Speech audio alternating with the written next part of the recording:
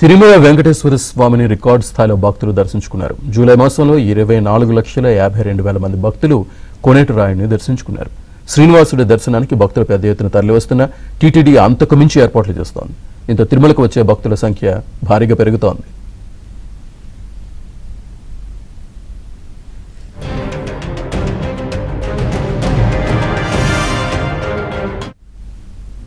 తిరుమల స్వామివారి హుండీ ఆదాయం కూడా భారీగా పెరిగింది. జూలై నెలలో శ్రీవారికి 140,29,00,000 రూపాయల ఆదాయం చేకూరింది.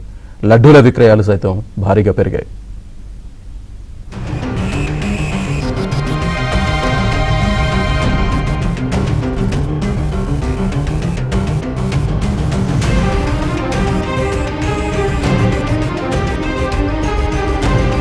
దీంతో తిరుమలకు వచ్చే భక్తుల సంఖ్య భారీగా పెరుగుతోంది.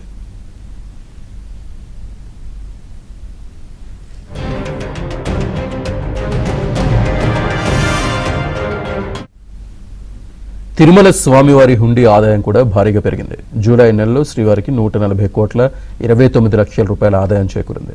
లడ్డూల విక్రయాలు సైతం భారీగా పెరిగాయి.